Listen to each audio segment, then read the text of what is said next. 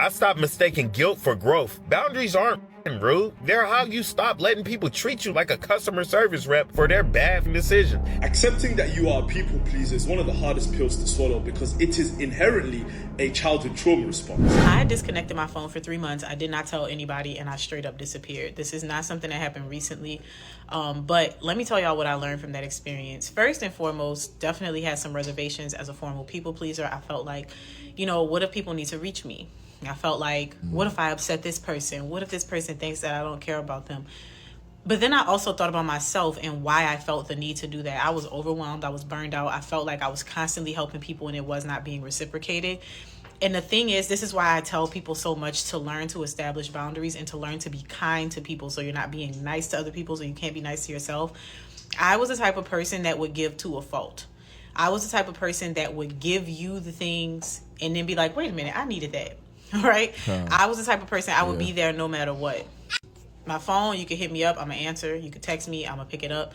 And I just did not know why I was doing that, but I knew I was overwhelmed. So I took that time off. And in that time off, the thing that I realized was people are fine.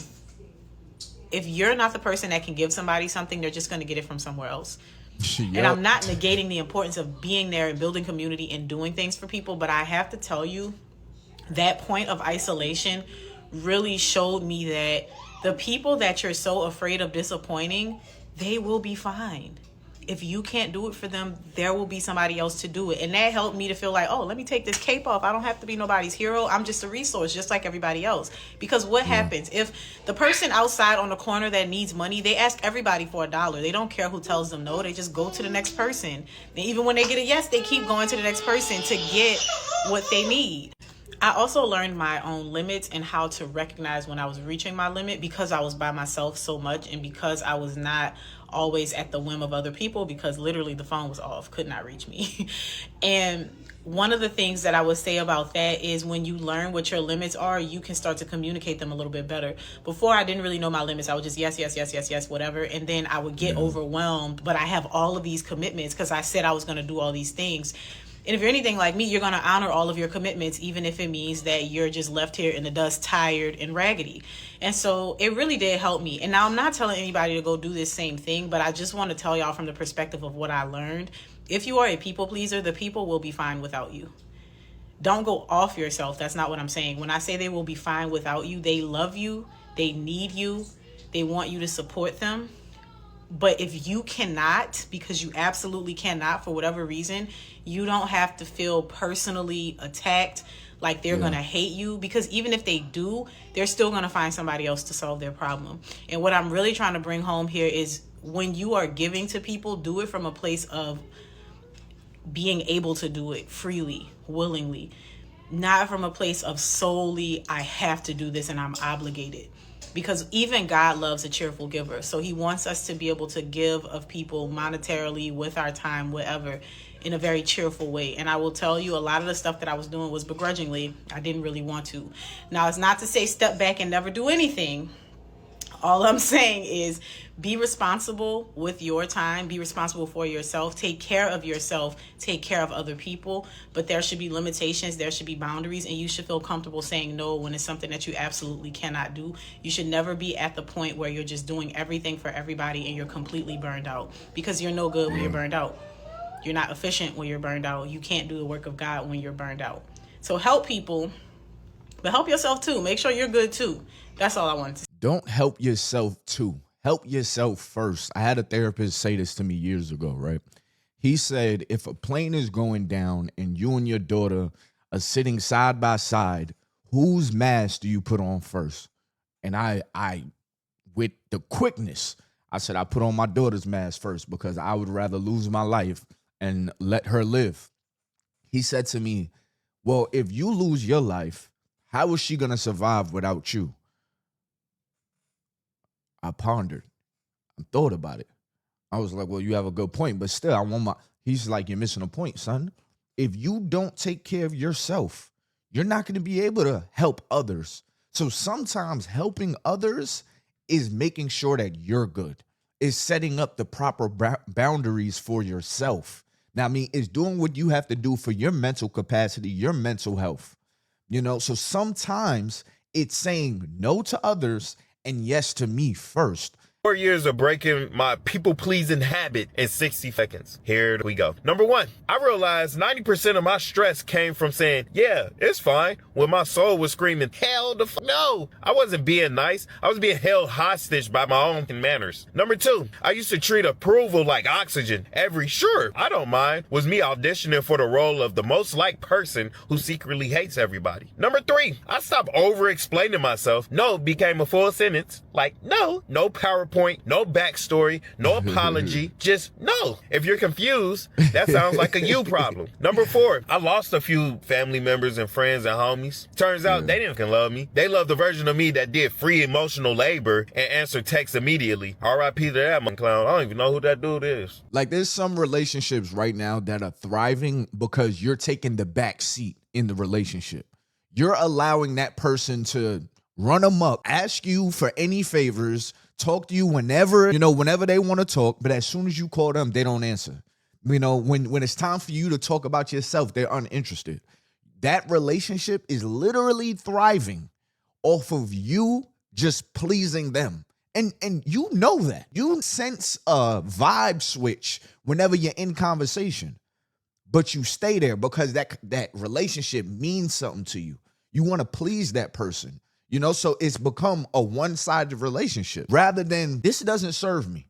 This is not an equally yoked relationship. I tell y'all all the time, all relationships in my eyes should be evenly yoked besides a relationship with a parent and a child because the child did not ask to be Number here. five, I stopped mistaking guilt for growth. Boundaries aren't rude. They're how you stop letting people treat you like a customer service rep for their bad decision. And last but not least, if you keep making everyone else comfortable, you'll wake up one day realizing you've been sleeping on yourself all along. Saved you 3 burnt out moments, saved you a lot of resentment from friends that don't deserve it, and 5 fake friends who only text for when they need a favor. Cash App or PayPal me $5. You ever thought about this? For those people that you don't want to disappoint, those people that you really don't want to disappoint in your life, would they disappoint you or have they disappointed you? A lot of times when you have a people-pleasing way about yourself, it's really coming from a place of, I think this is what the nice thing is to do. But you don't realize that you're opening yourself up for blows constantly because people constantly change. And if all you're worried about is pleasing somebody else, you're leaving yourself open for hurt. So would they let you down the way you don't want to let them down? You're getting ready to give your last 10. Would they give you their last 10? Just like the woman said in a video in the beginning, I also had to learn. When people come to me for money problems, I count. How many times has this person came to me with their money problems? How many times have I had to help this person? And in my heart, I'm like, okay, the right thing to do is to give. But it's seeming like your money problems is not stopping by me helping. So this is not the last 10. What I want you guys to realize is that you become a source of income for these people. For people that are always borrowing money, you become a source of income. When they're counting their money, they're like, all right, I got $150 in my check-ins, and then I know Suzanne and Brandon, they each gonna send me 20 if I ask, so that's 40, so that's 190. They're literally putting you as one of their sources of income. So what I had to learn is, no, I ain't got it. I would rather you think I don't have it than you keep asking me for it. Because at the end of the day, you will find somebody else that will give it to you. This is not your last days if I don't give you this 10, if I don't give you this 20. And that's one thing about people pleasers, because somebody that's good at manipulating and getting what they want, they can sell a story. They can make it seem like, oh my God, if I don't get this 10, I'm going to be kicked out of my apartment. If I don't get this 10, they're going to repossess my car. Maybe your car needs to get repossessed so you will learn to budget your money better. So sometimes the love is actually in the no. It's not in saying yes every time they ask, because it's seeming like you will never leave your circumstance if I keep saying yes. I am becoming a crutch to you. This is how I learned to put myself first, second, and third without feeling guilty. One day I was talking to my mom, and I've always wanted to know how she ended up where she ended up in life, right? Just the pain, the suffering, the regret. And I was afraid to ask her because I didn't want her to feel judged. I didn't want her to feel ashamed or embarrassed. I just genuinely wanted to know as her son that loved her so much. So I was able to build up the courage and I asked her, and she told me all her life she was hoping to get love and affection by her parents. Right? Her dad wasn't really in her life, and her mother was so busy taking care of everything that she wasn't able to give her the undivided attention and just that love that we require as children. So she ended up seeking that love and seeking that approval and seeking that affection from other people. So she ended up becoming a people pleaser. She told me, and when she told me this, it just really broke my heart. She said, I was so focused on pleasing people just to get some type of love and attention that I forgot about myself in that process. And by the time she went to go confront herself, she felt so broken inside that she didn't even know what to do. And that's how she ended up living a life of just escaping her reality. But before we get into that, I found a way that y'all could make some side hustle money on your phones. But the only thing is that you have to play games on your phones. And I know that a lot of people do not like playing games on their phone and stuff like that. But this is an easy way to make some bread. Even if you can only make an extra $100 or $200 a month, that could pay a couple bills just by playing games on your phone. And if you click my link in the description below or in the comments below, you could start out with a free $5. These companies are literally paying people just for y'all to play games on your phone. That is crazy. But just try it out. Go peep the games that they have. If you don't like it, hey, it is what it is. But I say it's worth a try. Accepting that you are a people pleaser is one of the hardest pills to swallow because it is inherently a childhood trauma response. A child grows up in a household of emotional volatility, hot and cold parents. You then have to be the neutralizer, the one that makes sure everyone's good, puts everyone's need first, right? You become very agreeable. And the negative programming for this child is that they end up putting everyone's feelings first at the cost of their own. Now you then grow up through teenage and adulthood, and your life quality is constantly going down because you are failing to have genuine human connections. Because when you are a people pleaser, you can't see people for what they are, rather the potential of who they could be. And this is very powerful. Most people that are people pleasers, they always end up in bad friendships, bad marriages, bad relationships, because they are married to the idea of the potential. Matter of fact, they are in two marriages. They are married to the potential of that person, and they are also married to everything that person isn't. Right? And it's a very sad reality because being a people pleaser inherently is just somebody that obsesses over controlling people's feelings. I'm going to give y'all an example of my personal life. So growing up, me and my siblings, we really wanted to impress my dad, right? Because of the way he had the house, like being ran, it was very much like how he wanted it to be ran. So we were constantly trying to impress my dad. Now, how does that affect me in my adult life? I mentioned this in one of my videos before. I peeped that in relationships or in dating, I would date or try to be with people that weren't really into me. It was like I liked having something to prove. The people that would automatically give me the approval, I wasn't really into it. But those that, they had a little bit of pushback, it was almost like a mission. And that mission was fun for me. But what I had to realize is that constantly trying to prove myself to somebody, I'm chasing somebody that is running from me. I used that in a video before. I am chasing somebody that is running from me.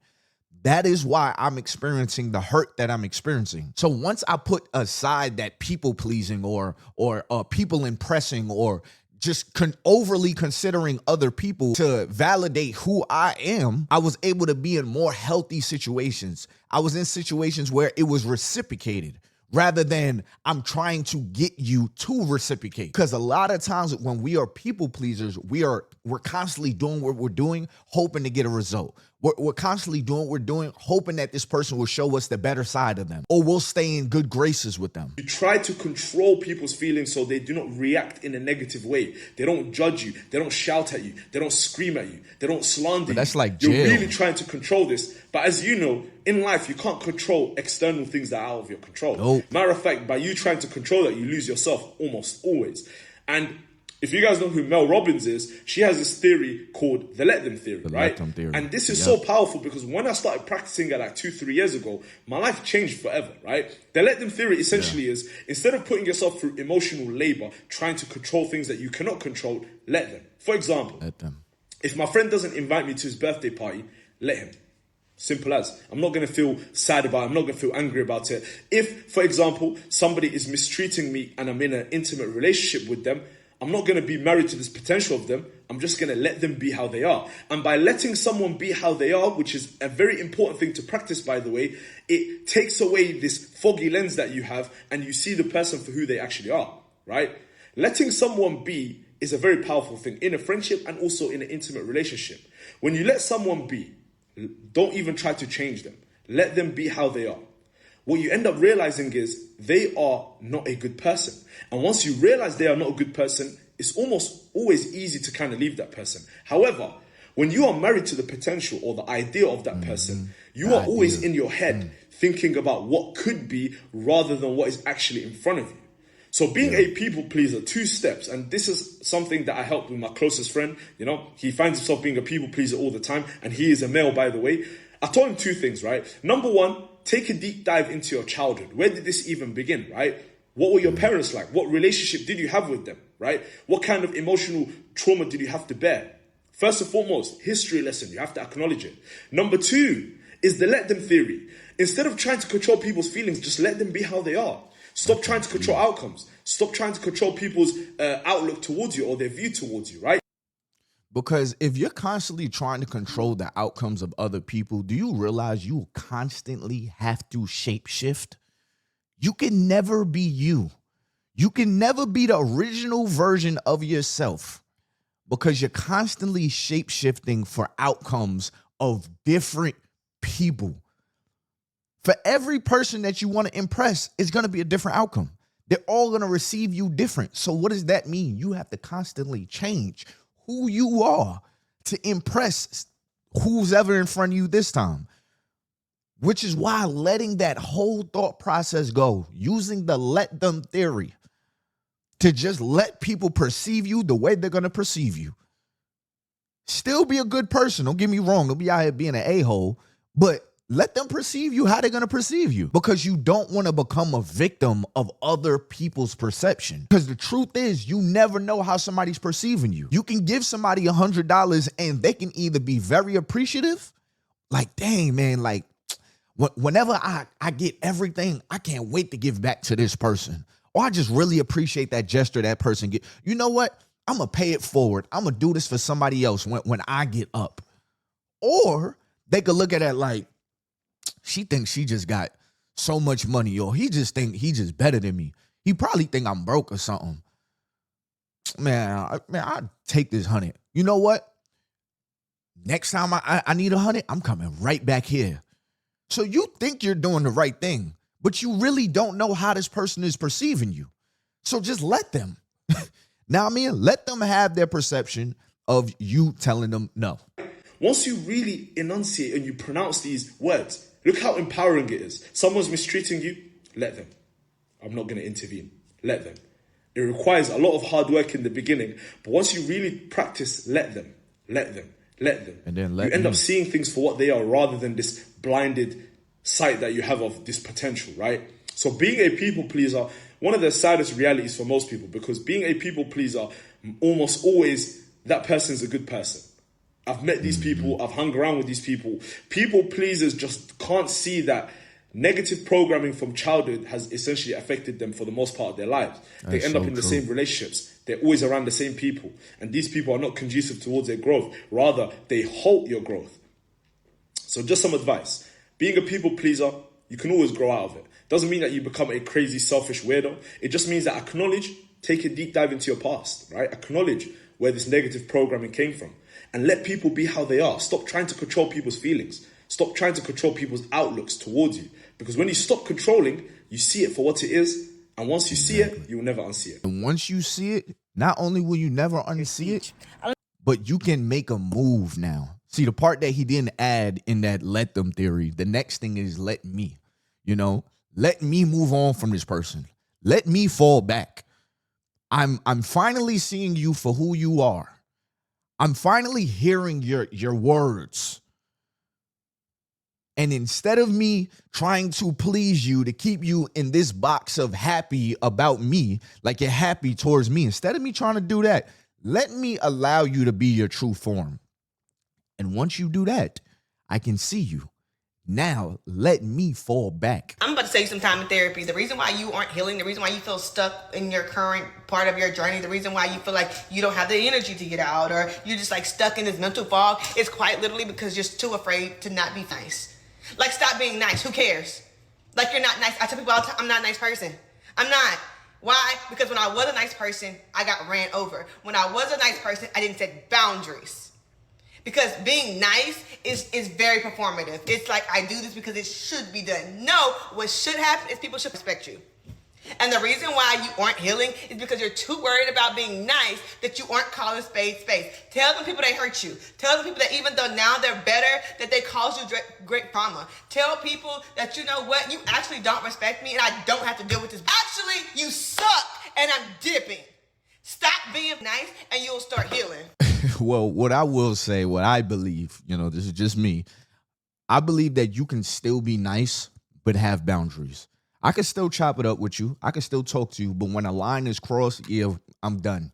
Yeah, I mean, yeah, we'll reconvene. We'll talk later. We can sit here and chop it up. You ask me for money, nah, I ain't got it. Now, if it's somebody that just never, this person never asked for money, I could tell they're really down on their last, or they have shown that they can pay me back or something like that, then all right, here you go. But I believe that you can be nice, but have boundaries. People know, okay, yeah, that he's not a source of my income. He's not a source of my BS time. I can't abuse him in conversation. You want to know something that's so crazy about all of this? Once you stop being a people pleaser, people will make you feel bad for it. People will really make you feel like you're being selfish because they are used to a version of you. There's a certain version of you that is sustaining that relationship. And once you stop throwing your hand out, when there's no hand being given back to you, when you stop doing that, when you stop being so giving because you're not receiving, when you start to choose yourself first, because that relationship was thriving off of you giving, you being available, they will make you feel bad for that.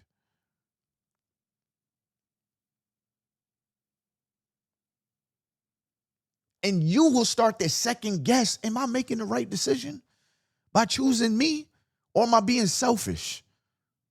You're not being selfish. You're setting boundaries. Remember the analogy of the plane coming down. Now, I mean, if the plane is coming down and you are not protecting yourself first, you're not of service to anybody else. So don't let the world suck you dry because you want to please everybody. Before you know it, you're going to look up and your whole life was just give. Got one more video for y'all. But in people pleasing, you have to look and see who you're putting on pedestals. Mm-hmm. And then you have to question yourself and first ask yourself, am I deserving to be on that same pedestal that I put people on?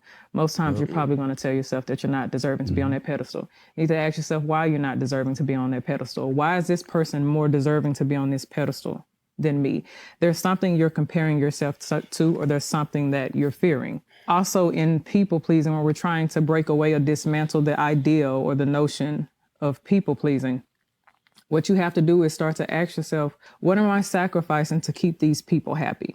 Most times the sacrifices that you're making within yourself are the best things that you value within yourself. They're the strengths that you see as weaknesses in yourself. Most times you even sacrifice your happiness to make other people happy. But will these people do the same thing for you? And is it reciprocated, right? Most times reciprocity is absent in people pleasing. We're giving a lot more than it is that we're receiving. You are deserving to receive exactly what it is that you desire to receive, but you have to affirm yourself enough to where you can start operating in that belief instead of the negative ones that you have. But I want to end the video out like this because it is Sunday. Now I mean, so I want to give y'all a word as well. All right. So this is a couple of scriptures from the Bible, and this is what chat gave me, right? You can't serve two masters. Am I now trying to win approval of human beings or of God? Or am I trying to please people? If I were still trying to please people, I would not be a servant of Christ. Galatians chapter 1, verse 10. All right. And basically, Paul makes it clear. If your main focus is keeping people happy, you'll end up disobeying God somewhere along the line. You either chase people's approval or God's, not both. Another one. People pleasing is rooted in fear. Fear of man will prove to be a snare, but whoever trusts in the Lord is kept safe. Proverbs chapter 29, verse 25. When you're too focused on what others think, it traps you. That fear can control your choices, your confidence, and your peace. I'm gonna give y'all two more. Jesus didn't live to please people. And I love this one because a lot of people, when they have a idea of who Jesus was, they think Jesus was this soft pushover guy walking on water, just healing people. Nah, Jesus had morals. Jesus had boundaries. You know what I mean? Even Jesus, Jesus had a mission. He had an objective. And just because people wanted something extra doesn't mean he was just going to give it. If it wasn't in his capacity or not even capacity, because Jesus could do anything, but if it wasn't in his line of sight for his mission to be accomplished, to give you what you're asking for, you wasn't going to get it. For even Christ did not please himself. Romans chapter 15, verse 3. Jesus served people, but he did not change his message or actions to fit their expectations. He spoke truth, even when it offended. The goal is to love people, not to please them. If possible, so far as it depends on you, live peaceably with all. Romans chapter 12, verse 18. You're called to be kind, respectful, and loving, but not to lose your identity or values trying to make everyone happy. I'm going to read that last line again. But not to lose your identity or values trying to make everyone happy. Remember that example I said with the shape shifting.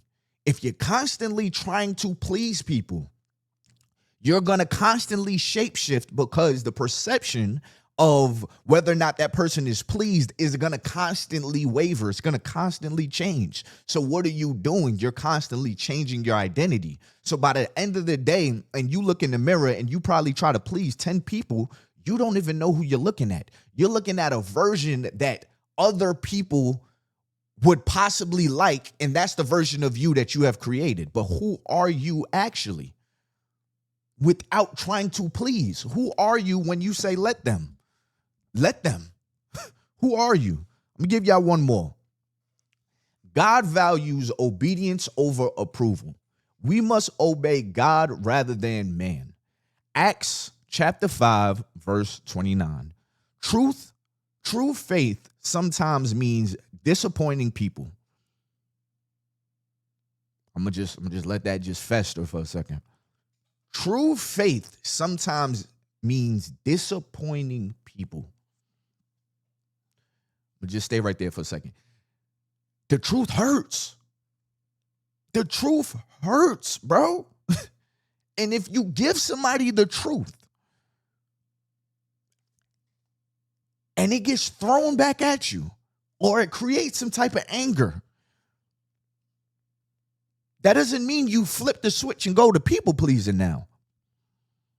Nah. The truth hurts. Obedience hurts. Sacrifice hurts. But it has to be done. And if that person is not a good recipient of truth, that doesn't mean you double back on what you know to be true, what you know to be right, the boundaries you created for yourself. If somebody else is showing their true colors, but you want them to act in a different way, you don't force nobody's hand. No, allow them to be who they are. Allow them to treat you how they actually respect you, not how you force them to treat you. True faith sometimes means disappointing people. That's a part of carrying your cross. All right. Jesus had to get nailed to the cross. And I know all my people that's watching, you know, you may not be a Christian or whatever, you know, but that was for my Christian folks, you know, because today is Sunday and we needed a good word. But with that being said, now I want to hear from you guys in the comments. I want to hear a story about you people pleasing. I want to see the discussion. You know, all I am is the curator or the narrator to you guys having discussion in the comment sections below. Because believe it or not, the discussions that are happening underneath my videos, a lot of times the discussions, people don't know where else they can have them.